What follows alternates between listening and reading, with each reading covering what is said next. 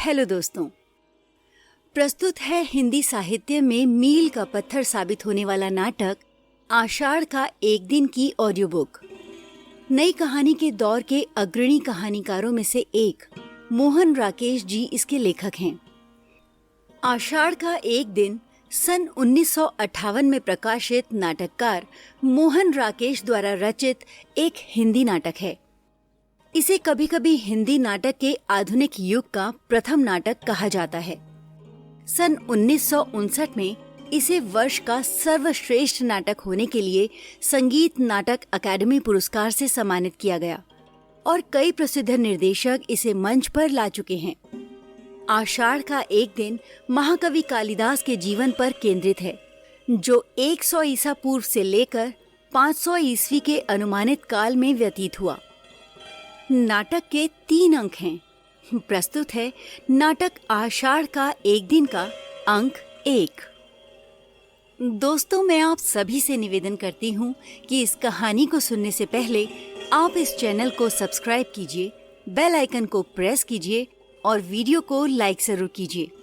अगर आपको ये कहानी पसंद आती है तो प्लीज मुझे कमेंट बॉक्स में जरूर बताइएगा। आपके कमेंट करने से इस चैनल को बहुत हेल्प मिलेगी। प्लीज कमेंट जरूर कीजिए।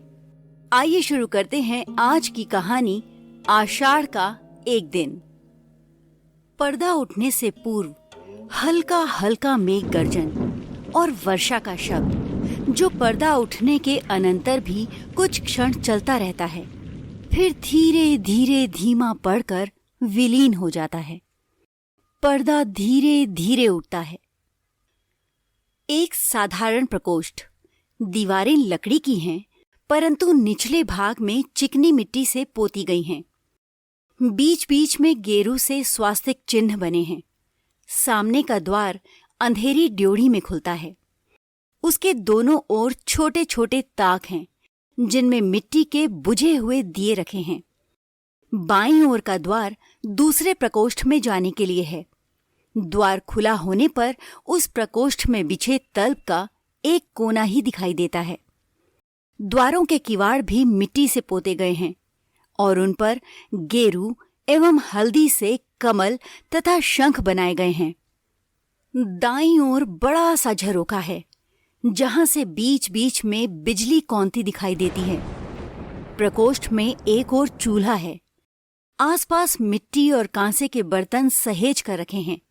दूसरी ओर झरोके से कुछ हटकर 3-4 बड़े बड़े कुंभ रखे हैं, जिन पर कालिख और काई जमी है। उन्हें कुशा से ढककर ऊपर पत्थर रख दिए गए हैं। झरोके से सटा एक लकड़ी का आसन है, जिस पर बाग छाल बिछी है। चूल्हे के निकट 2 चौकियां हैं। उन्हीं में से एक पर बैठी अंबिका छाछ में धान फटक रही है। एक बार झरोके की ओर देखकर वो लंबी सांस लेती है, फिर व्यस्त हो जाती है। सामने का द्वार खुलता है और मल्लिका गीले वस्त्रों में कांपती सिमटती अंदर आती है। अंबिका आंखें झुकाए व्यस्त रहती है। मल्लिका क्षण भर ठिठकती है, फिर अंबिका के पास आ जाती है। मल्लिका, आषाढ़ का पहला दिन और ऐसी वर्षा माँ, ऐसी धारासार वर्षा। दूर दूर तक की उपत्यकाएं भीग गईं।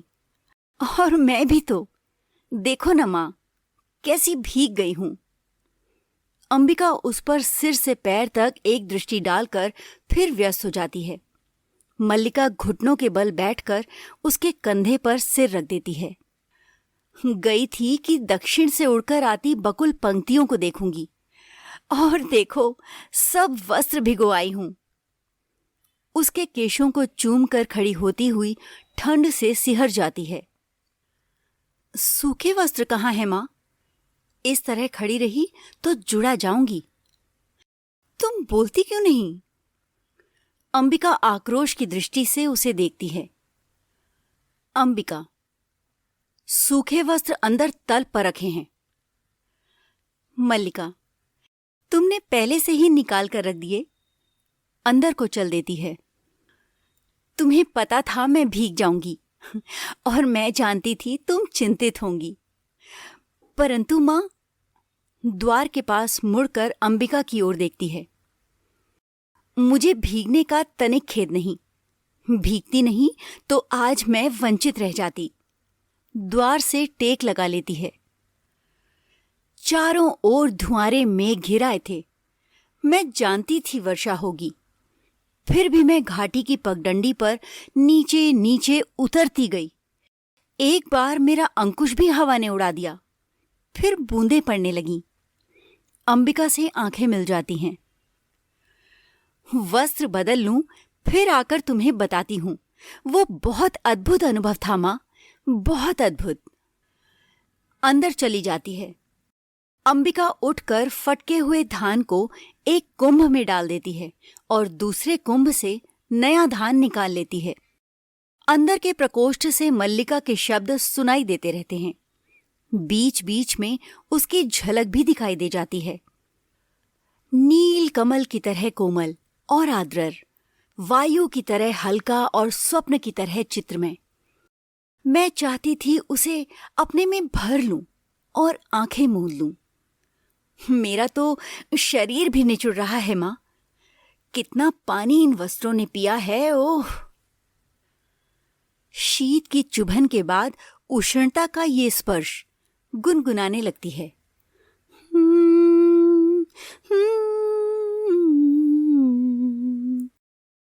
गीले वस्त्र कहाँ डाल दूं मां? यहीं रहने दूं? बाहर आ जाती है। मां, आज के वे क्षण मैं कभी नहीं भूल सकती। सौंदर्य का ऐसा साक्षात्कार मैंने कभी नहीं किया, जैसे वो सौंदर्य अस्पर्श होते हुए भी मांसल हो। मैं उसे छू सकती थी, देख सकती थी, पी सकती थी। तभी मुझे अनुभव हुआ कि वो क्या है जो भावना को कविता का रूप देता है।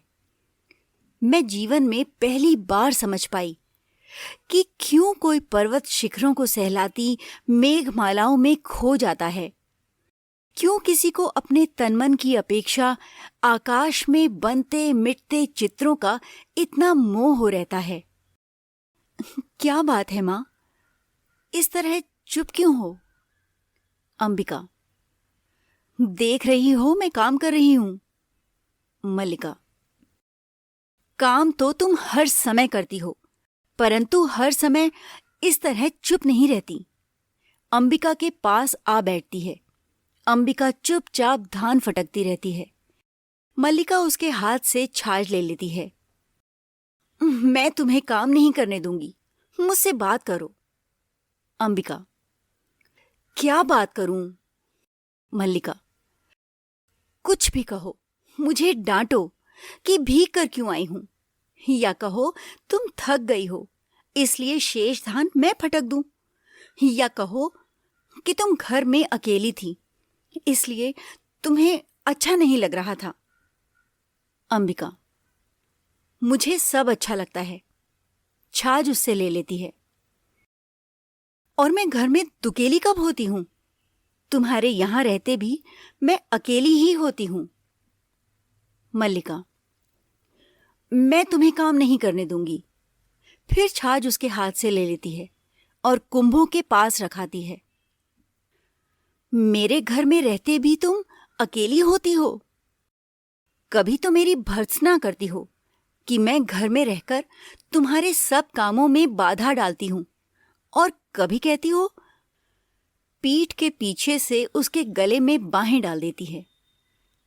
मुझे बताओ, तुम इतनी गंभीर क्यों हो? अंबिका, दूध औटा दिया है, शर्करा मिला लो और पी लो। मल्लिका, नहीं, तुम पहले बताओ। अंबिका, और जाकर थोड़ी देर तल पर विश्राम कर लो, मुझे अभी। मल्लिका, नहीं मां, मुझे विश्राम नहीं करना है। थकी कहाँ हूं जो विश्राम करूं? मुझे तो अब भी अपने में बरसती बूंदों के पुलक का अनुभव हो रहा है। रोम अभी तक सीज रहे हैं। तुम बताती क्यों नहीं हो? ऐसे करोगी तो मैं भी तुमसे बात नहीं करूंगी। अंबिका कुछ न कहकर आंचल से आंखें पोंछती है और उसे पीछे से हटाकर पास की चौकी पर बिठा देती है। मल्लिका क्षण भर चुपचाप उसकी ओर देखती रहती है। क्या हुआ है माँ? तुम रो क्यों रही हो? अंबिका, कुछ नहीं मल्लिका, कभी बैठे बैठे मन उदास हो जाता है। मल्लिका, बैठे बैठे मन उदास हो जाता है, परंतु बैठे बैठे रोया तो नहीं जाता। तुम्हें मेरी सौगंध है माँ, जो मुझे नहीं बताओ। कुछ दूर कोलाहल और घोड़ों की टापों का शब्द सुनाई देता है। अंबिका उठकर झरोके के पास चली जाती है। मल्लिका क्षण भर बैठी रहती है, फिर वो भी जाकर झरोके से देखने लगती है। टापों का शब्द पास आकर दूर चला जाता है। मल्लिका, ये कौन लोग हैं माँ? अंबिका, स्वतः राज्य के कर्मचारी हैं। मल्लिका, ये यहाँ क्या कर रहे हैं? अंबिका, जाने क्या कर रहे हैं। कभी वर्षों में ये आकृतियां यहाँ दिखाई देती हैं, और जब भी दिखाई देती हैं कोई न कोई अनिष्ट होता है। कभी युद्ध की सूचना आती है, कभी महामारी की। लंबी सांस लेती है। पिछली महामारी में जब तुम्हारे पिता की मृत्यु हुई थी, तब भी मैंने ये आकृतियां यहां देखी थीं। मल्लिका सिर से पैर तक सिहर जाती है। मल्लिका, परंतु आज ये लोग यहां किस लिए आए हैं? अंबिका, ना जाने किस लिए आए हैं। अंबिका फिर छाछ उठाने लगती है, परंतु मल्लिका उसे बांह से पकड़कर रोक लेती है। मल्लिका, मां, तुमने बात नहीं बताई। अंबिका पल भर उसे स्थिर दृष्टि से देखती रहती है। उसकी आंखें झुक जाती हैं। अंबिका, अग्निमित्र आज लौट आया है। छाछ उठाकर अपने स्थान पर चली जाती है। मल्लिका वहीं खड़ी रहती है। मल्लिका, लौट आया है? कहां से? अंबिका, जहां मैंने उसे भेजा था। मल्लिका, तुमने भेजा था? होंठ फड़फड़ाने लगते हैं। वो बढ़कर अंबिका के पास आ जाती है। किंतु मैंने तुमसे कहा था, अग्निमित्र को कहीं भेजने की आवश्यकता नहीं है। क्रमशः स्वर में और उत्तेजना आ जाती है। तुम जानती हो मैं विवाह नहीं करना चाहती, फिर उसके लिए प्रयत्न क्यों करती हो? तुम समझती हो मैं निरर्थक प्रलाप करती हूं। अंबिका धान को मुट्ठी में ले लेकर जैसे मसलती हुई छाछ में गिराने लगती है। अंबिका, मैं देख रही हूं तुम्हारी बात ही सच होने जा रही है। अग्निमित्र संदेश लाया है कि वे लोग इस संबंध के लिए प्रस्तुत नहीं हैं। कहते हैं। मल्लिका, क्या कहते हैं? क्या अधिकार है उन्हें कुछ भी कहने का? मल्लिका का जीवन उसकी अपनी संपत्ति है। वो उसे नष्ट करना चाहती है तो किसी को उस पर आलोचना करने का क्या अधिकार है? अंबिका, मैं कब कहती हूं मुझे अधिकार है? मल्लिका सिर झटक कर अपनी उत्तेजना को दबाने का प्रयत्न करती है। मल्लिका, मैं तुम्हारे अधिकार की बात नहीं कह रही। अंबिका, तुम ना कहो, मैं कह रही हूं। आज तुम्हारा जीवन तुम्हारी संपत्ति है। मेरा तुम पर कोई अधिकार नहीं है। मल्लिका पास की चौकी पर बैठकर उसके कंधे पर हाथ रख देती है। मल्लिका, ऐसा क्यों नहीं कहती हो? तुम मुझे समझाने का प्रयत्न क्यों नहीं करती? अंबिका उसका हाथ कंधे से हटा देती है। अंबिका, मैं जानती हूं तुम पर आज अपना अधिकार भी नहीं है, किंतु इतना बड़ा अपवाद मुझसे नहीं सहा जाता। मल्लिका बाहें घुटने पर रखकर उन पर सिर टिका लेती है। मल्लिका, मैं जानती हूं मां, अपवाद होता है। तुम्हारे दुख की बात भी जानती हूं, फिर भी मुझे अपराध का अनुभव नहीं होता। मैंने भावना में एक भाव का वरण किया है। मेरे लिए वो संबंध और सब संबंधों से बड़ा है। मैं वास्तव में अपनी भावना से प्रेम करती हूँ, जो पवित्र है, कोमल है, अनश्वर है। अंबिका के चेहरे पर रेखाएं खिंच जाती हैं। अंबिका, और मुझे ऐसी भावना से वितृष्णा होती है, पवित्र, कोमल और अनश्वर। हाँ। अंबिका, तुम जिसे भावना कहती हो वो केवल छलना और आत्म प्रवंचना है। भावना में भाव का वरण किया है। मैं पूछती हूं, भावना में भाव का वरण क्या होता है? उससे जीवन की आवश्यकताएं किस तरह पूरी होती हैं? भावना में भाव का वरण। हाँ। मल्लिका क्षण भर छत की ओर देखती रहती है। मल्लिका, जीवन की स्थूल आवश्यकताएं ही तो सब कुछ नहीं है मां, उनके अतिरिक्त भी तो बहुत कुछ है। अंबिका फिर धान फटकने लगती है। अंबिका, होगा, मैं नहीं जानती। मल्लिका कुछ क्षण अंबिका की ओर देखती रहती है। मल्लिका, सच तो ये है मां कि ग्राम के अन्य व्यक्तियों की तरह तुम भी उन्हें संदेह और वितृष्णा की दृष्टि से देखती हो। अंबिका, ग्राम के अन्य लोग उसे उतना नहीं जानते जितना मैं जानती हूं। क्षण भर दोनों की आंखें मिली रहती हैं। मैं उससे घृणा करती हूं। मल्लिका के चेहरे पर व्यथा, आवेश तथा विवशता की रेखाएं एक साथ खिंच जाती हैं। मल्लिका, मां। अंबिका, अन्य लोगों को उससे क्या प्रयोजन है, परंतु मुझे है। उसके प्रभाव से मेरा घर नष्ट हो रहा है। ड्योढ़ी की ओर से कालिदास के शब्द सुनाई देने लगते हैं। अंबिका के माथे की रेखाएं गहरी हो जाती हैं। वो छाछ लिए उठ खड़ी होती है। क्षण भर ड्योढ़ी की ओर देखती रहती है, फिर अंदर को चल देती है। मल्लिका, ठहरो मां, तुम चल क्यों दी? अंबिका, मां का जीवन भावना नहीं, कर्म है। उसे घर में बहुत कुछ करना है। चली जाती है। कालिदास एक हरिण शावक को बाहों में लिए पुचकारता हुआ आता है। हरिण शावक के शरीर से खून टपक रहा है।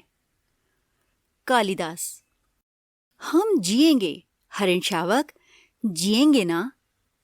एक बाण से आहत होकर हम प्राण नहीं देंगे। हमारा शरीर कोमल है तो क्या हुआ, हम पीड़ा सह सकते हैं। एक बाण प्राण ले सकता है तो उंगलियों का कोमल स्पर्श प्राण दे भी सकता है। हमें नए प्राण मिल जाएंगे। हम कोमल आस्तरण पर विश्राम करेंगे। हमारे अंगों पर धृत का लेप होगा। कल हम फिर वनस्थली में घूमेंगे। कोमल दुर्वा खाएंगे, खाएंगे ना। मल्लिका अपने को सहेज कर द्वार की ओर जाती है। मल्लिका, ये आहत हरिण शावक, यहां ऐसा कौन व्यक्ति है जिसने इसे आहत किया? क्या दक्षिण की तरह यहां भी? कालिदास, आज ग्राम प्रदेश में कई नई आकृतियां देख रहा हूं। झरोके के पास जाकर आसन पर बैठ जाता है। राज्य के कुछ कर्मचारी आए हैं। हरिण शावक को वक्ष से सटाकर थपथपाने लगता है। हम सोएंगे। हाँ, हम थोड़ी देर सो लेंगे तो हमारी पीड़ा दूर हो जाएगी, परंतु उससे पहले हमें थोड़ा दूध पी लेना है। मल्लिका, थोड़ा दूध हो तो किसी भाजन में ले आओ। मल्लिका, मां ने दूध औटा कर रखा है, देखती हूं। चूल्हे के निकट रखे बर्तनों के पास जाकर देखने लगती है। अभी अभी 2-3 राजकर्मचारियों को हमने घोड़ों पर जाते देखा है। मां कहती हैं कि जब भी ये लोग आते हैं कोई न कोई अनिष्ट होता है। वर्षा के रोमांच के बाद मुझे ये सब बहुत विचित्र लगा। दूध का बर्तन उठाकर दूध खुले बर्तन में उंडेलने लगती है। मां आज बहुत रुष्ट हैं। कालिदास हरिण शावक को बाहों में झुलाने लगता है। कालिदास, हम पहले से सुखी हैं।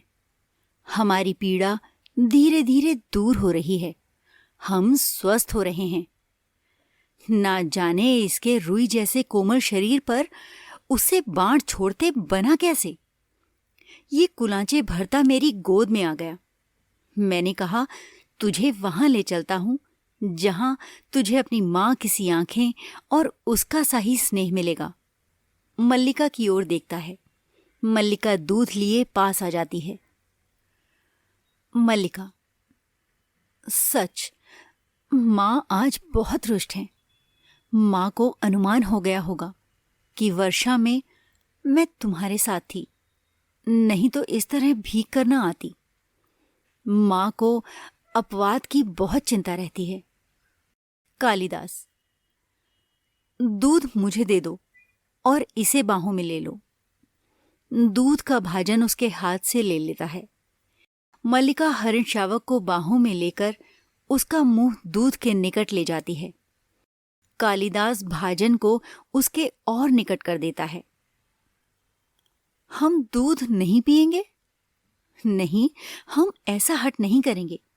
हम दूध अवश्य पिएंगे। राजपुरुष दंतुल द्योढ़ी से आकर द्वार के पास रुक जाता है। क्षण भर वो उन्हें देखता रहता है। कालिदास हरिण शावक का मुंह दूध से मिला देता है। ऐसे ऐसे। दंतुल बढ़कर उसके निकट आता है। दंतुल, दूध पिलाकर इसके मांस को और कोमल कर देना चाहते हो? कालिदास और मल्लिका चौंक कर उसे देखते हैं। मल्लिका हरिण शावक को लिए थोड़ा पीछे हट जाती है। कालिदास दूध का भाजन आसन पर रख देता है। कालिदास, जहां तक मैं जानता हूं, हम लोग परिचित नहीं हैं। तुम्हारा एक अपरिचित घर में आने का साहस कैसे हुआ? दंतुल एक बार मल्लिका की ओर देखता है, फिर कालिदास की ओर। दंतुल, कैसी आकस्मिक बात है कि ऐसा ही प्रश्न मैं तुमसे पूछना चाहता था। हमारा कभी का परिचय नहीं, फिर भी मेरे बाण से आहत हरिण को उठा ले आने में तुम्हें संकोच नहीं हुआ? ये तो कहो कि द्वार तक रक्त बिंदुओं के चिन्ह बने हैं, अन्यथा इन बादलों से घिरे दिन में मैं तुम्हारा अनुसरण कर पाता? कालिदास, देख रहा हूं कि तुम इस प्रदेश के निवासी नहीं हो। दंतुल व्यंग्यात्मक हंसी हंसता है। दंतुल, मैं तुम्हारी दृष्टि की प्रशंसा करता हूं। मेरी वेशभूषा ही इस बात का परिचय देती है कि मैं यहां का निवासी नहीं हूं। कालिदास, मैं तुम्हारी वेशभूषा को देखकर नहीं कह रहा। दंतुल, तो क्या मेरे ललाट की रेखाओं को देखकर? जान पड़ता है चोरी के अतिरिक्त सामुद्रिक का भी अभ्यास करते हो। मल्लिका चोट खाई सी कुछ आगे आती है। मल्लिका, तुम्हें ऐसा लांछन लगाते लज्जा नहीं आती? दंतुल, क्षमा चाहता हूं देवी, परंतु ये हरिण शावक जिसे बाहों में लिए हैं मेरे बाण से आहत हुआ है, इसलिए ये मेरी संपत्ति है। मेरी संपत्ति मुझे लौटा तो देंगी? कालिदास, इस प्रदेश में हरिणों का आखेट नहीं होता राजपुरुष। तुम बाहर से आए हो, इसलिए इतना ही पर्याप्त है कि हम इसके लिए तुम्हें अपराधी न माने। दंतुल, तो क्या राजपुरुष के अपराध का निर्णय ग्रामवासी करेंगे? ग्रामीण युवक अपराध और न्याय का शब्दार्थ भी जानते हो। कालिदास, शब्द और अर्थ राजपुरुषों की संपत्ति है, जानकर आश्चर्य हुआ। दंतुल, समझदार व्यक्ति जान पड़ते हो, फिर भी ये नहीं जानते हो कि राजपुरुषों के अधिकार बहुत दूर तक जाते हैं। मुझे देर हो रही है, ये हरिण शावक मुझे दे दो। कालिदास, ये हरिण शावक इस पार्वत्य भूमि की संपत्ति है राजपुरुष, और इसी पार्वत्य भूमि के निवासी हम इसके सजातीय हैं। तुम ये सोचकर भूल कर रहे हो कि हम इसे तुम्हारे हाथ सौंप देंगे। मल्लिका, इसे अंदर ले जाकर तल पर या किसी आस्तरण पर। अंबिका सहसा अंदर से आ जाती है। अंबिका, इस घर के तल्प और आस्तरण हरिण शावकों के लिए नहीं है। मल्लिका, तुम देख रही हो माँ? अंबिका, हाँ देख रही हूं, इसीलिए तो कह रही हूं, तल्प और आस्तरण मनुष्यों के सोने के लिए हैं, पशुओं के लिए नहीं। कालिदास, इसे मुझे दे दो मल्लिका। दूध का भाजन नीचे रख देता है और बढ़कर हरिण शावक को अपनी बाहों में ले लेता है। इसके लिए मेरी बाहों का आस्तरण ही पर्याप्त होगा। मैं इसे घर ले जाऊंगा। द्वार की ओर चल देता है। दंतुल, और राजपुरुष दंतुल तुम्हें ले जाते देखता रहेगा। कालिदास, ये राजपुरुष की रुचि पर निर्भर करता है। बिना उसकी ओर देखे ड्योढ़ी में चला जाता है। दंतुल, राजपुरुष की रुचि अरुचि क्या होती है, संभवतः इसका परिचय तुम्हें देना आवश्यक होगा। कालिदास बाहर चला जाता है, केवल उसका शब्द ही सुनाई देता है। कालिदास, संभवतः। दंतुल, संभवतः? तलवार की मूठ पर हाथ रखे उसके पीछे जाना चाहता है। मल्लिका शीघ्रता से द्वार के सामने खड़ी हो जाती है। मल्लिका, ठहरो राजपुरुष, हरिण शावक के लिए हठ मत करो। तुम्हारे लिए प्रश्न अधिकार का है, उनके लिए संवेदना का। कालिदास निशस्त्र होते हुए भी तुम्हारे शस्त्र की चिंता नहीं करेंगे। दंतुल, कालिदास, तुम्हारा अर्थ है कि मैं जिनसे हरिण शावक के लिए तर्क कर रहा था वे कवि कालिदास हैं? मल्लिका, हाँ हाँ, परंतु तुम कैसे जानते हो कि कालिदास कवि हैं? दंतुल, कैसे जानता हूं? उज्जैनी की राजसभा का प्रत्येक व्यक्ति ऋतु संहार के लेखक कवि कालिदास को जानता है। मल्लिका, उज्जैनी की राज्यसभा का प्रत्येक व्यक्ति उन्हें जानता है? दंतुल, सम्राट ने स्वयं ऋतु संहार पढ़ा और उसकी प्रशंसा की है, इसलिए आज उज्जैनी का राज्य ऋतु संहार के लेखक का सम्मान करना और उन्हें राजकवि का आसन देना चाहता है। आचार्य वर रुचि इसी उद्देश्य से उज्जैनी से यहां आए हैं। मल्लिका सुनकर स्तंभित सी हो जाती है। मल्लिका, उज्जैनी का राज्य उन्हें सम्मान देना चाहता है, राजकवि का आसन? दंतुल, मुझे खेद है, मैंने उनके साथ अनिष्टता का व्यवहार किया। मुझे जाकर उनसे क्षमा मांगनी चाहिए। चला जाता है। मल्लिका कुछ क्षण उसी तरह खड़ी रहती है, फिर सहसा जैसे उसकी चेतना लौट आती है। अंबिका इस बीच दूध का भाजन उठाकर कोने में रख देती है। जिस पात्र में पहले दूध रखा था उसे देखती है। उसमें जो दूध शेष है उसे एक छोटे पात्र में डालकर शक्कर मिलाने लगती है। हाथ ऐसे स्थिर हैं जैसे वो अंदर ही अंदर बहुत उत्तेजित हो। मल्लिका निचला होंठ दांतों में दबाए दौड़कर उसके निकट आती है। मल्लिका, तुमने सुना मां? राज्य उन्हें राजकवि का आसन देना चाहता है। अंबिका हाथ से गिरते दूध के पात्र को किसी तरह संभाल लेती है। अंबिका, गीले वस्त्र मैंने सूखने के लिए फैला दिए हैं।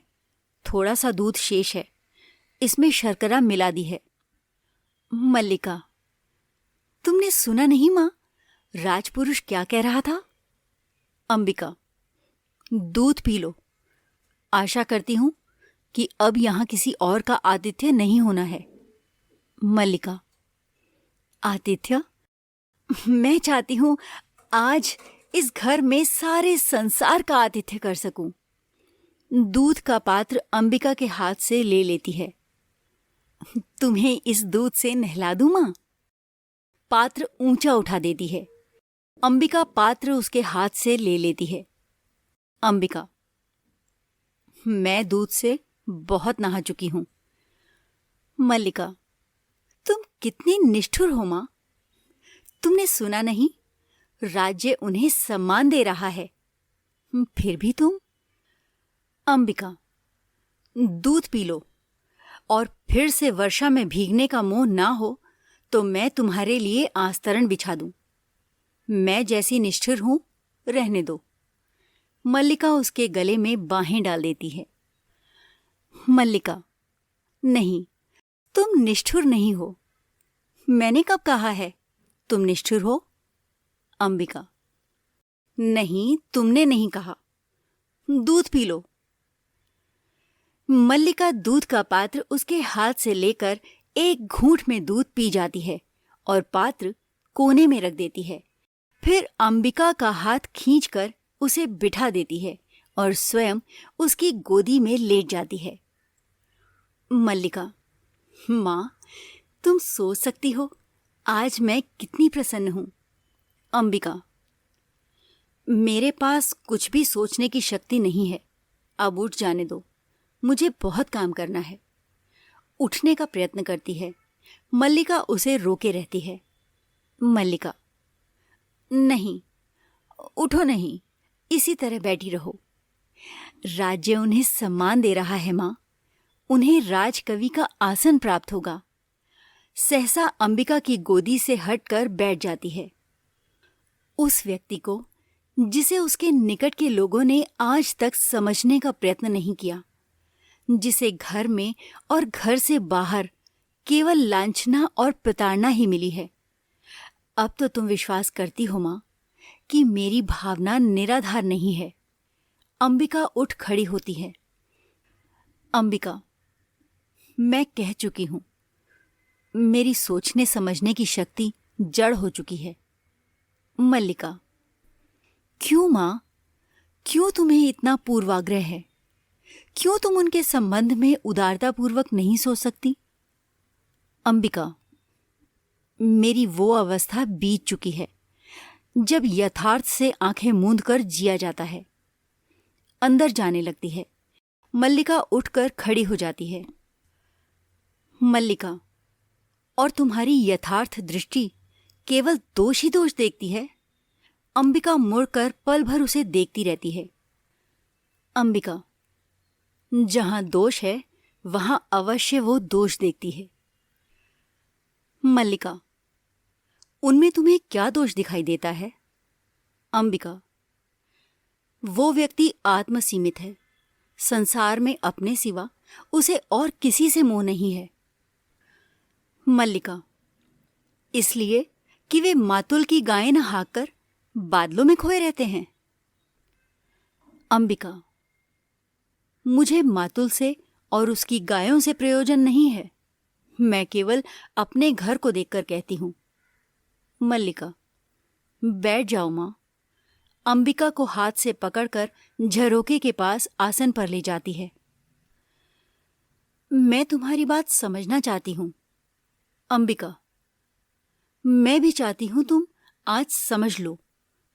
तुम कहती हो तुम्हारा उससे भावना का संबंध है। वो भावना क्या है? मल्लिका, मैं उसे कोई नाम नहीं देती। अंबिका के पैरों के पास बैठ जाती है। अंबिका, परंतु लोग उसे नाम देते हैं। यदि वास्तव में उसका तुमसे भावना का संबंध है तो क्यों वो तुमसे विवाह नहीं करना चाहता? मल्लिका, तुम उनके प्रति सदा अनुदार रही हो मां। तुम जानती हो उनका जीवन परिस्थितियों की कैसी विडंबना में बीता है। मातुल के घर में उनकी क्या दशा रही है। उस साधनहीन और अभावग्रस्त जीवन में विवाह की कल्पना ही कैसे की जा सकती थी? अंबिका, और अब जबकि उसका जीवन साधनाहीन और अभावग्रस्त नहीं रहेगा? मल्लिका कुछ क्षण चुप रहकर अपने पैरों की ओर देखती रहती है। किसी संबंध से बचने के लिए अभाव जितना बड़ा कारण होता है, अभाव की पूर्ति उससे बड़ा कारण बन जाती है। मल्लिका, ये तुम्हारी नहीं, विलोम की भाषा है। अंबिका, मैं ऐसे व्यक्ति को अच्छी तरह समझती हूं। तुम्हारे साथ उसका इतना ही संबंध है कि तुम एक उपादान हो, जिसके आश्रय से वो अपने से प्रेम कर सकता है, अपने पर गर्व कर सकता है। परंतु क्या तुम सजीव व्यक्ति नहीं हो? तुम्हारे प्रति उनका या तुम्हारा कोई कर्तव्य नहीं है। कल तुम्हारी मां का शरीर नहीं रहेगा और घर में एक समय के भोजन की व्यवस्था भी नहीं होगी। तो जो प्रश्न तुम्हारे सामने उपस्थित होगा, उसका तुम क्या उत्तर दोगी? तुम्हारी भावना उस प्रश्न का समाधान कर देगी। फिर कह दो कि ये मेरी नहीं, विलोम की भाषा है। मल्लिका सिर झुकाए कुछ क्षण चुपचाप बैठी रहती है, फिर अंबिका की ओर देखती है। मल्लिका, माँ, आज तक का जीवन किसी तरह बीता ही है, आगे भी बीत जाएगा। आज जब उनका जीवन एक नई दिशा ग्रहण कर रहा है, मैं उनके सामने स्वार्थ की घोषणा नहीं करना चाहती। बाहर से मातुल के शब्द सुनाई देने लगते हैं। मातुल, अंबिका, अंबिका, घर में हो कि नहीं? अंबिका और मल्लिका ड्योढ़ी की ओर देखती हैं। मातुल अस्त व्यस्त सा आता है। मातुल, हो, घर में ही हो। मैं आज सारे ग्राम में घोषणा करने जा रहा हूं कि मेरा इस कालिदास नामधारी जीव से कोई संबंध नहीं है। मल्लिका, क्या हुआ है आर्य मातुल? मातुल, मैंने इसे पाला, पोसा, बड़ा किया। क्या इसी दिन के लिए कि ये इस तरह कुलद्रोही बने? मल्लिका, परंतु उन्हें तो सुना है राज्य की ओर से सम्मानित किया जा रहा है। उज्जैनी से कोई आचार्य आए हैं। मातुल, यही तो कह रहा हूं, उज्जैनी से कोई आचार्य आए हैं। मल्लिका, परंतु आप तो कह रहे हैं। मातुल, मैं ठीक कह रहा हूं। आचार्य कल ही इसे अपने साथ उज्जैनी ले जाना चाहते हैं। मल्लिका, किंतु? मातुल, 2 रथवाह और 4 अश्वारोही उनके साथ हैं। मैं तुमसे नहीं कहता था अंबिका कि हमारे प्रपितामह के एक दौहित्र का पुत्र गुप्त राज्य की ओर से शकों से युद्ध कर चुका है? अंबिका, तुम अपने भागिने की बात कर रहे थे? मातुल, उसी की बात कर रहा हूं अंबिका। तुम समझो कि एक तरह से राज्य की ओर से हमारे वंश का सम्मान किया जा रहा है और वे वंशावंतस कहते हैं मुझे ये सम्मान नहीं चाहिए। मल्लिका सहसा उठकर खड़ी हो जाती है। मैं राजकीय मुद्राओं से क्रीत होने के लिए नहीं हूं। उत्तेजना में एक कोने से दूसरे कोने तक टहलने लगता है। मल्लिका कुछ क्षण विस्मृत सी खड़ी रहती है। मल्लिका, वे राजकीय सम्मान को स्वीकार नहीं करना चाहते? मातुल, मेरी समझ में नहीं आता, इसमें क्रय विक्रय की क्या बात है? सम्मान मिलता है, ग्रहण करो। नहीं, कविता का मूल्य ही क्या है? मल्लिका, कविता का कुछ मूल्य है आर्य मातुल, तभी तो सम्मान का भी मूल्य है। मैं समझती हूं कि उनके हृदय में ये सम्मान कहाँ छुपता है। अंबिका कुछ सोचती सी अपने अंकुश को उंगलियों में मसलने लगती है। अंबिका, मैं तुम्हें विश्वास दिलाती हूं मातुल कि वो उज्जैनी अवश्य जाएगा। मातुल उसी तरह टहलता रहता है। मातुल, अवश्य जाएगा।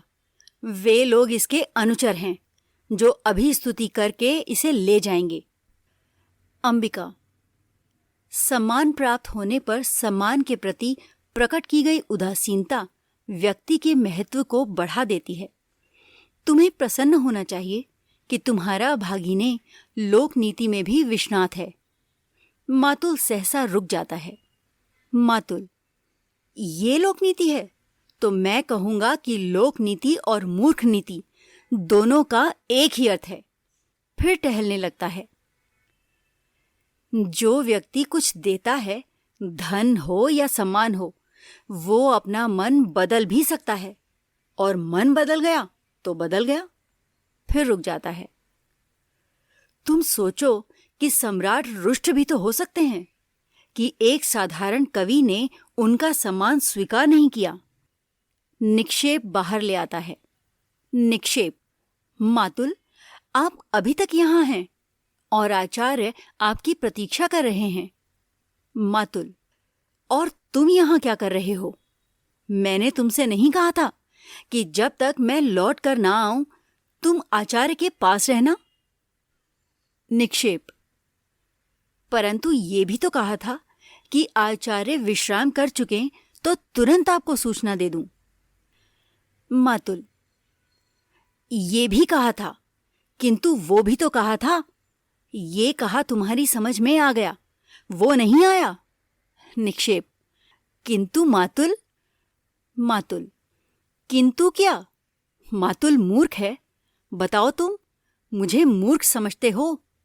निक्षेप, नहीं मातुल। मातुल, मैं मूर्ख नहीं तो निश्चय ही तुम मूर्ख हो। आचार्य ने क्या कहा है? निक्षेप, उन्होंने कहा है कि वे आपके साथ इस सारे ग्राम प्रदेश में घूमना चाहते हैं। मातुल के मुख पर गर्व की रेखाएं प्रकट होती हैं। जिस प्रदेश ने कालिदास की कविता को जन्म दिया है, मातुल के मुख की रेखाएं वितृष्णा की रेखाओं में बदल जाती हैं। मातुल, कालिदास की कविता, फिर टहलने लगता है। ना जाने इतने बड़े आचार्य को इस कविता में क्या विशेषता दिखाई देती है। रुक कर अंबिका की ओर देखता है। इस व्यक्ति को सामान्य लोक व्यवहार तक का तो ज्ञान नहीं, और तुम लोक नीति की बात कहती हो। आप एक हरिण शावक को गोदी में लिए घर की ओर आ रहे थे। सौभाग्यवश मैंने बाहर ही देख लिया। मैंने प्रार्थना की कि कवि कुलगुरु, ये समय इस रूप में घर में जाने का नहीं है। उज्जैनी से एक बहुत बड़े आचार्य आए हैं। आप सुनते ही लौट पड़े, जैसे रास्ते में सांप देख लिया हो। मल्लिका अंबिका के पास आसन पर बैठ जाती है। मातुल फिर टहलने लगता है। अंबिका, मल्लिका, मातुल के लिए अंदर से आसन ला दो। मल्लिका उठने लगती है, परंतु मातुल उसे रोक देता है। मातुल, नहीं, मुझे आसन नहीं चाहिए। आचार्य मेरी प्रतीक्षा कर रहे हैं। निक्षेप अंबिका की ओर देखकर मुस्कुराता है। मातुल कोने तक जाकर लौटता है। मैंने कहा, कविवर्य, आचार्य आपको साथ उज्जैनी ले जाने के लिए आए हैं। राज्य की ओर से आपका सम्मान होगा।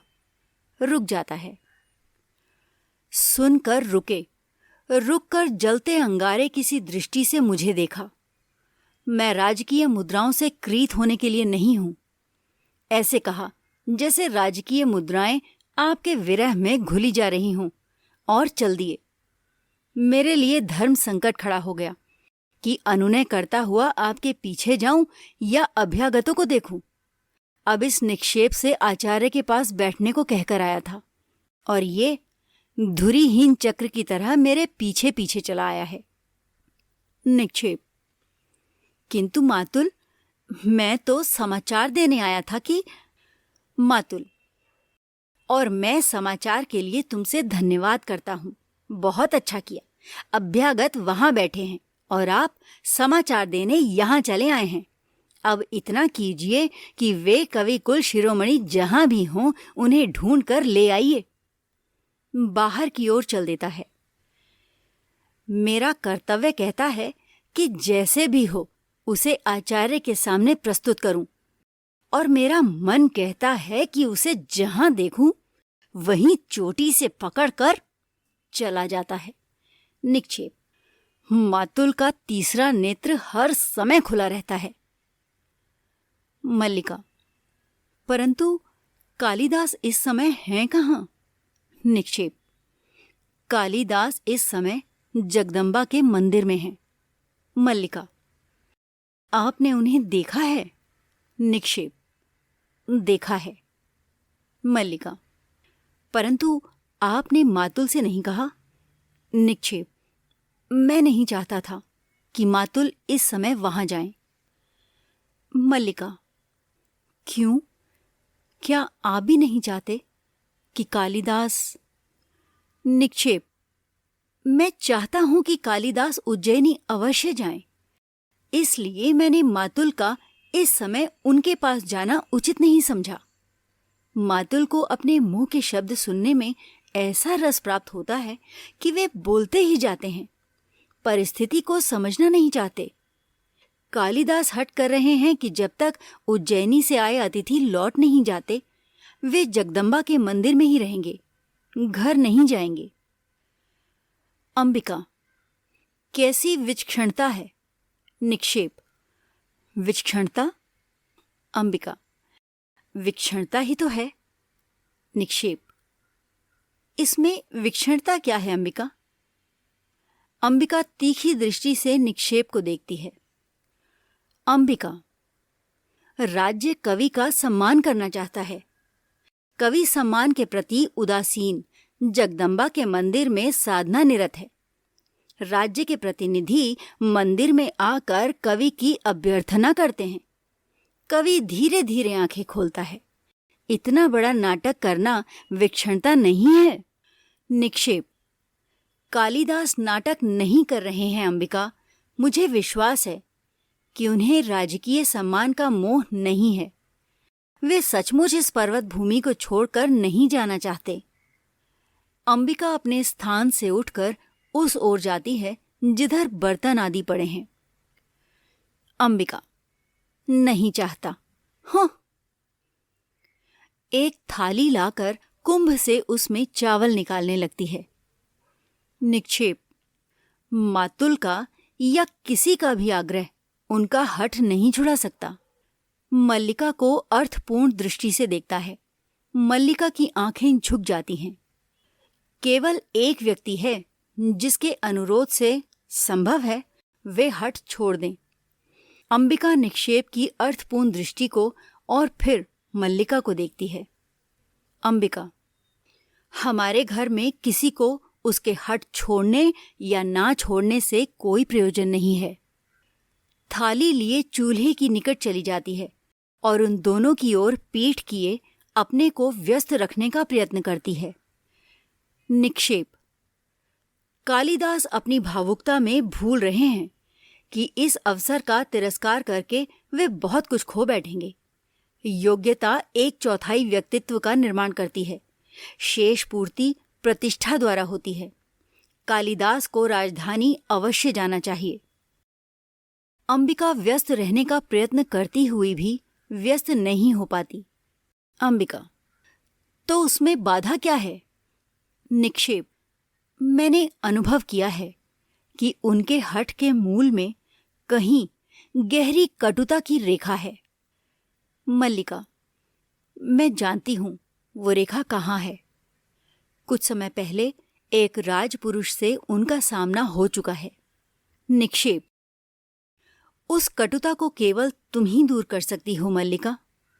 अवसर किसी की प्रतीक्षा नहीं करता। कालिदास यहां से नहीं जाते हैं तो राज्य को कोई हानि नहीं होगी। राजकवि का आसन रिक्त नहीं रहेगा। परंतु कालिदास जो आज हैं, जीवन भर वही रहेंगे, एक स्थानीय कवि। जो लोग आज ऋतु संहार की प्रशंसा कर रहे हैं, वे भी कुछ दिनों में उन्हें भूल जाएंगे। मल्लिका अपने में खोई सी उठ खड़ी होती है। मल्लिका: नहीं, उन्हें इस सम्मान का तिरस्कार नहीं करना चाहिए।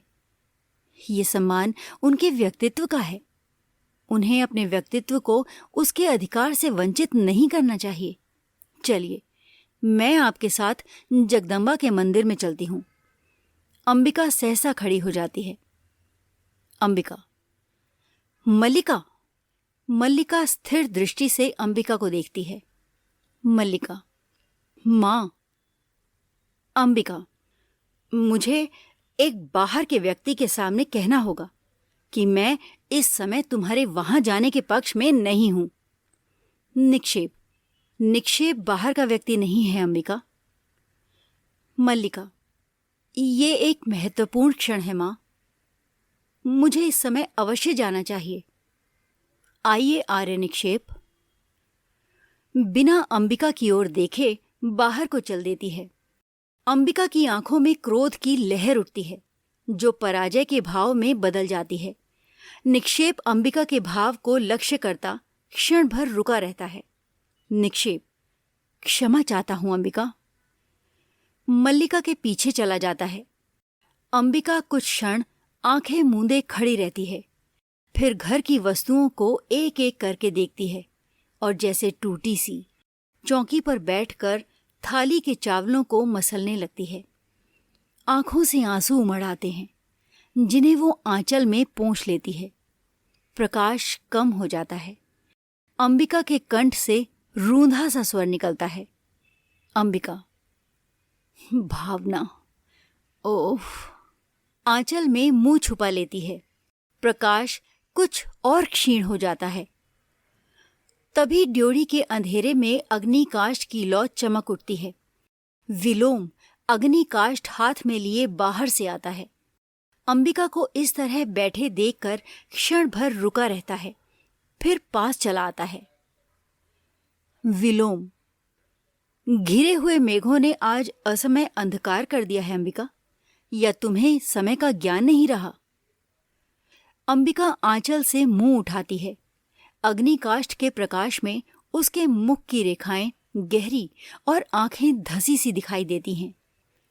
आश्चर्य है, तुमने दीपक नहीं जलाया? अंबिका। विलोम, तुम यहां क्यों आए हो? विलोम बाईं ओर के दीपक के निकट चला जाता है। विलोम, दीपक जला दूं? अग्निकाष्ठ से छूकर दीपक जला देता है। विलोम का आना ऐसे आश्चर्य का विषय नहीं है। जाकर सामने के दीपक जलाने लगता है। अंबिका उठ खड़ी होती है। अंबिका, चले जाओ विलोम, तुम जानते हो कि तुम्हारा यहां आना। विलोम, मल्लिका को सह नहीं है। दीपक जलाकर अंबिका की ओर देखता है। जानता हूं अंबिका, मल्लिका बहुत भोली है। वो लोक और जीवन के संबंध में कुछ नहीं जानती। दीवार में बने आधार में अग्निकाष्ठ तिरछा लगा देता है। वह नहीं चाहती कि मैं इस घर में आऊं, क्योंकि कालिदास नहीं चाहता। घूमकर अंबिका के पास आता है। और कालिदास क्यों नहीं चाहता?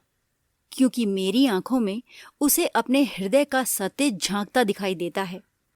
उसे उलझन होती है। किंतु तुम तो जानती हो अंबिका, मेरा एकमात्र दोष ये है कि मैं जो अनुभव करता हूं स्पष्ट कह देता हूं।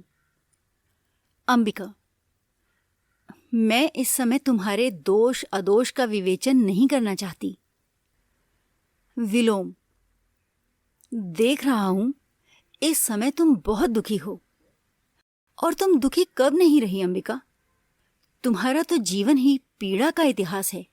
पहले से कहीं दुबली हो गई हो। सुना है कालिदास उज्जैनी जा रहा है।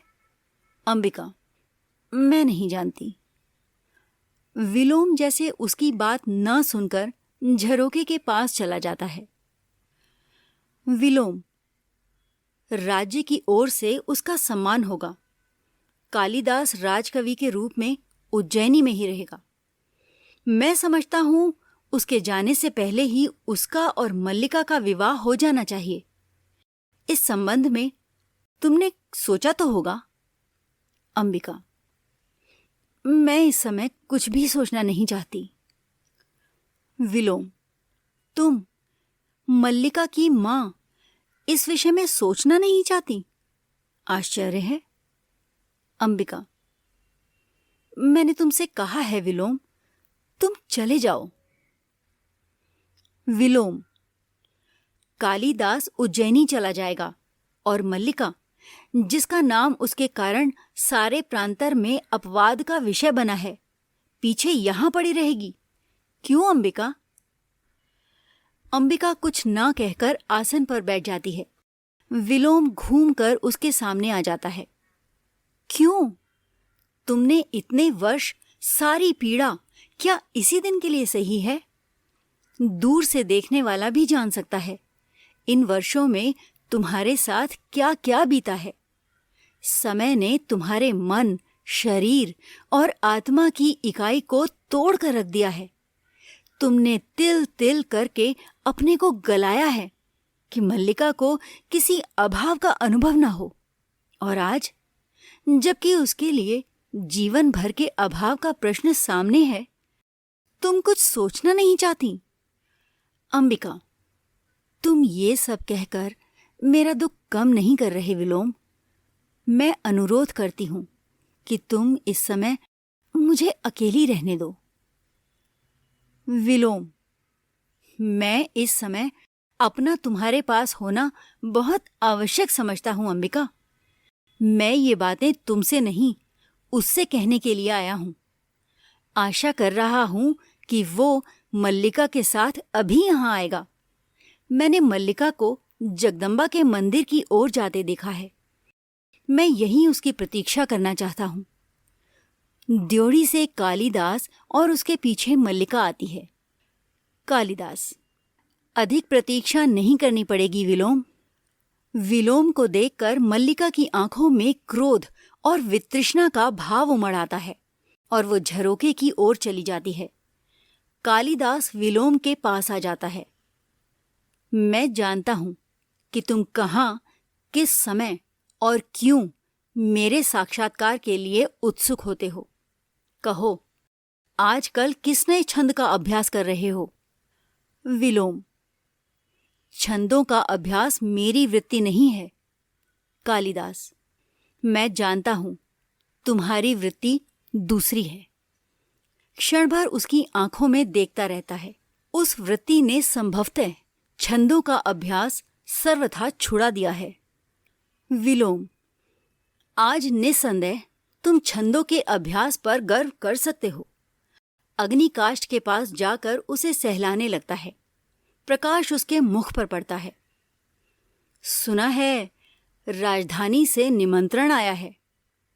कालिदास, सुना मैंने भी है। तुम्हें दुख हुआ? विलोम, दुख? हाँ हाँ, बहुत। एक मित्र के बिछड़ने का किसे दुख नहीं होता। कल ब्रह्म मुहूर्त में ही चले जाओगे? कालिदास, मैं नहीं जानता। विलोम, मैं जानता हूं। आचार्य कल ब्रह्म मुहूर्त में ही लौट जाना चाहते हैं। राजधानी के वैभव में जाकर ग्राम प्रांतर को भूल तो नहीं जाओगे? एक दृष्टि मल्लिका पर डालकर फिर कालिदास की ओर देखता है। सुना है वहां जाकर व्यक्ति बहुत व्यस्त हो जाता है। वहां के जीवन में कई तरह के आकर्षण हैं। रंगशालाएं, मदिरालय और तरह तरह की विलास भूमियां। मल्लिका के भाव में बहुत कठोरता आ जाती है। मल्लिका, आर्य विलोम, ये समय और स्थान इन बातों के लिए नहीं है। मैं इस समय आपको यहां देखने की आशा नहीं कर रही थी। विलोम, मैं जानता हूं तुम इस समय मुझे यहां देखकर प्रसन्न नहीं हो, परंतु मैं अंबिका से मिलने आया था। बहुत दिनों से भेंट नहीं हुई थी। ये कोई ऐसी अप्रत्याशित बात नहीं है। कालिदास, विलोम का कुछ भी करना अप्रत्याशित नहीं है। हाँ, कई कुछ न करना अप्रत्याशित हो सकता है। विलोम, ये वास्तव में प्रसन्नता का विषय है कालिदास, कि हम दोनों एक दूसरे को इतनी अच्छी तरह समझते हैं। निसंदेह मेरे स्वभाव में ऐसा कुछ नहीं है जो तुमसे छुपा हो। क्षण भर कालिदास की आंखों में देखता रहता है। विलोम क्या है? एक असफल कालिदास और कालिदास एक सफल विलोम। हम कहीं एक दूसरे के बहुत निकट पड़ते हैं।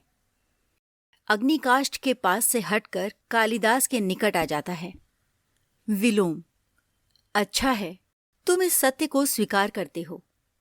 मैं उस निकटता के अधिकार से तुमसे एक प्रश्न पूछ सकता हूं? संभव है फिर कभी तुमसे बात करने का अवसर प्राप्त ही न हो। एक दिन का व्यवधान तुमसे हमें बहुत दूर कर देगा ना। कालिदास, वर्षों का व्यवधान भी विपरीत को विपरीत से दूर नहीं करता।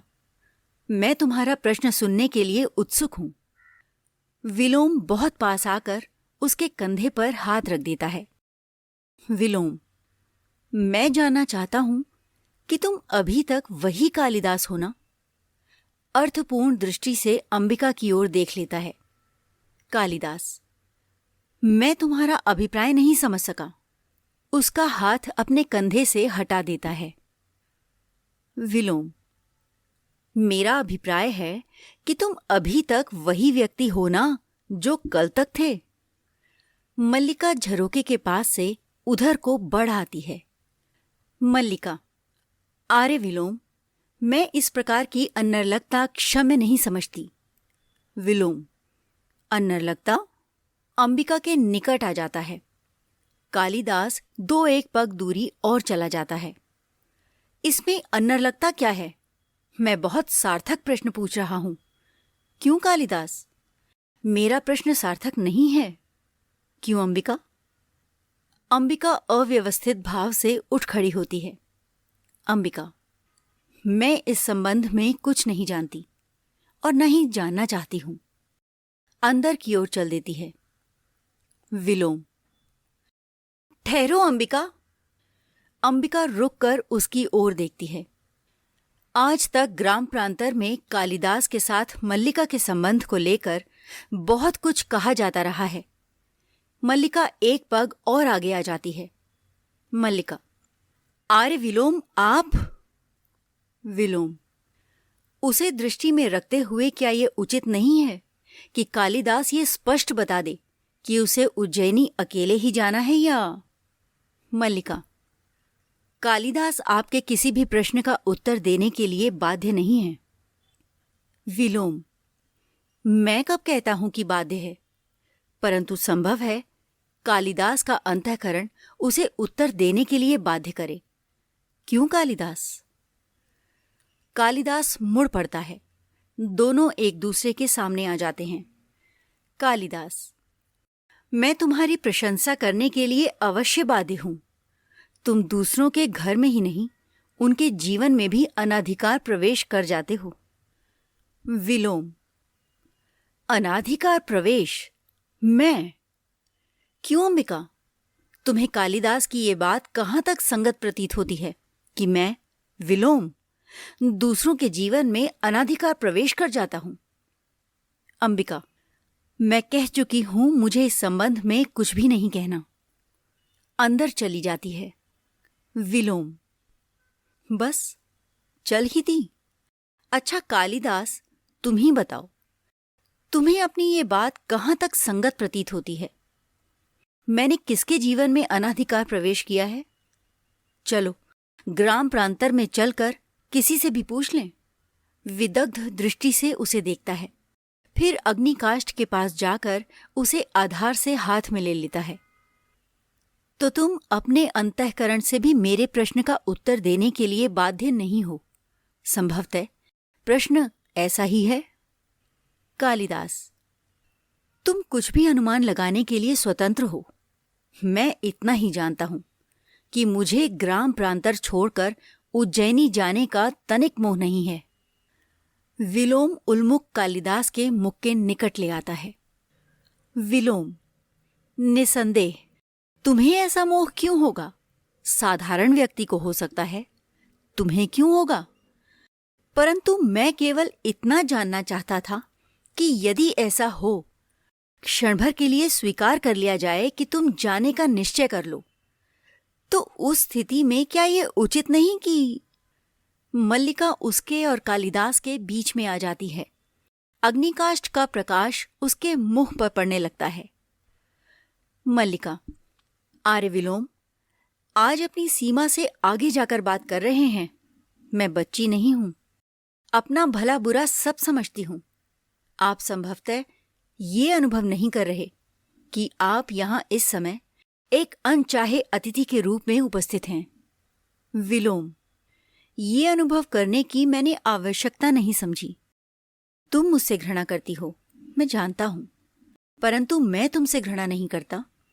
मेरे यहां होने के लिए इतना ही पर्याप्त है। अग्निकाष्ठ का प्रकाश फिर कालिदास के चेहरे पर डालता है और एक बात कालिदास से भी करना चाहता है। अर्थपूर्ण दृष्टि से कालिदास को देखकर फिर मल्लिका की ओर देखता है। तुम कालिदास के बहुत निकट हो, परंतु मैं कालिदास को तुमसे अधिक जानता हूं। पुनः एक एक करके दोनों की ओर देखता है और ड्योढ़ी की ओर चल देता है। ड्योढ़ी के पास से मुड़कर फिर कालिदास की ओर देखता है। तुम्हारी यात्रा शुभ हो कालिदास। तुम जानते हो विलोम तुम्हारा शुभचिंतक है। कालिदास, ये मुझसे अधिक और कौन जान सकता है। विलोम के कंठ से तिरस्कार पूर्ण स्वर निकलता है और वो मल्लिका की ओर देखता है। विलोम, अनचाहा अतिथि संभवतः फिर कभी आ पहुंचे, तब तक के लिए भी क्षमा चाहते हुए व्यंग के साथ मुस्कुराकर चला जाता है। कालिदास क्षण भर मल्लिका की ओर देखता है, फिर झरोके के पास चला जाता है। मल्लिका, फिर उदास हो गए? कालिदास झरोके से बाहर देखता रहता है। देखो, तुम मुझे वचन दे चुके हो। कालिदास लौटकर उसके पास आ जाता है। कालिदास, फिर एक बार सोचो मल्लिका, प्रश्न सम्मान और राजाश्रय स्वीकार करने का ही नहीं है। उससे कहीं बड़ा एक प्रश्न मेरे सामने है। मल्लिका, और वो प्रश्न मैं हूं ना? उसे बाहों से पकड़कर आसन पर बिठा देती है। यहां बैठो, तुम मुझे जानते हो ना? कालिदास उसकी ओर देखता रहता है। तुम समझते हो कि तुम इस अवसर को ठुकराकर यहां रह जाओगे तो मुझे सुख होगा? उमड़ते आंसुओं को दबाने के लिए आंखें झपकती और ऊपर की ओर देखने लगती है। मैं जानती हूं कि तुम्हारे चले जाने से मेरे अंतर को एक रिक्तता छा लेगी। बाहर भी संभवतः बहुत सूना प्रतीत होगा। फिर भी मैं अपने साथ छल नहीं कर रही, मुस्कुराने का प्रयत्न करती है। मैं हृदय से कहती हूं, तुम्हें जाना चाहिए। कालिदास, चाहता हूं तुम इस समय अपनी आंखें देख सकती। मल्लिका, मेरी आंखें इसलिए गीली हैं कि तुम मेरी बात नहीं समझ रहे।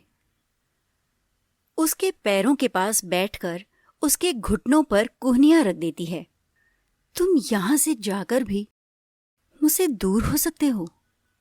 यहां ग्राम प्रांतर में रहकर तुम्हारी प्रतिभा को विकसित होने का अवसर कहाँ मिलेगा?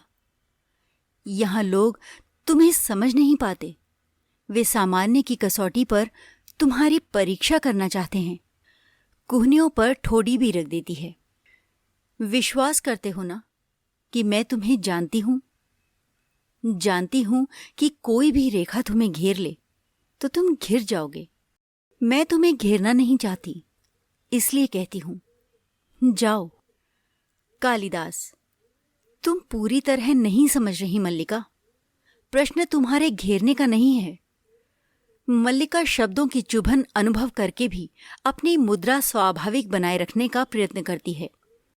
कालिदास जैसे सोचता सा उठ खड़ा होता है और टहलने लगता है। मैं अनुभव करता हूं कि ये ग्राम प्रांतर मेरी वास्तविक भूमि है। मैं कई सूत्रों से इस भूमि से जुड़ा हूं। उन सूत्रों में तुम हो, ये आकाश है, मेघ हैं, यहाँ की हरियाली है, हरिणों के बच्चे हैं, पशुपाल हैं। रुककर मल्लिका की ओर देखता है। यहां से जाकर मैं अपनी भूमि से उखड़ जाऊंगा। मल्लिका आसन पर कोहनी रखे उससे टेक लगा लेती है। मल्लिका, ये क्यों नहीं सोचते कि नई भूमि तुम्हें यहां से अधिक संपन्न और उर्वरा मिलेगी? इस भूमि से तुम जो कुछ ग्रहण कर सकते थे कर चुके हो। तुम्हें आज नई भूमि की आवश्यकता है जो तुम्हारे व्यक्तित्व को अधिक पूर्ण बना दे। कालिदास, नई भूमि सुखा भी तो सकती है। फिर टहलने लगता है। मल्लिका, कोई भूमि ऐसी नहीं जिसके अंतर में कोमलता न हो। तुम्हारी प्रतिभा उस कोमलता का स्पर्श अवश्य पालेगी। कालिदास, और उस जीवन की अपनी अपेक्षाएं भी होंगी। मल्लिका उठकर उसके पास आ जाती है और उसके हाथ अपने हाथों में ले लेती है। मल्लिका, ये क्यों आवश्यक है कि तुम उन अपेक्षाओं का पालन करो? तुम दूसरों के लिए नई अपेक्षाओं की सृष्टि कर सकते हो। कालिदास, फिर भी कई कई आशंकाएं उठती हैं। मुझे हृदय में उत्साह का अनुभव नहीं होता। मल्लिका, मेरी ओर देखो। कालिदास कुछ क्षण उसकी आंखों में देखता रहता है। अब भी उत्साह का अनुभव नहीं होता? विश्वास करो, तुम यहां से जाकर भी यहां से अलग नहीं होगे। यहां की वायु, यहां के मेघ और यहां के हरिण, इन सबको तुम साथ ले जाओगे और मैं भी तुमसे दूर नहीं होंगी। जब भी तुम्हारे निकट होना चाहूंगी, पर्वत शिखर पर चली जाऊंगी और उड़कर आते मेघों में घिर जाया करूंगी। बिजली कौनती है और मेघ गर्जन सुनाई देता है। कालिदास उसके हाथ पकड़े रहता है। मल्लिका पलकें झपकाकर अपने आंसू सुखाती है।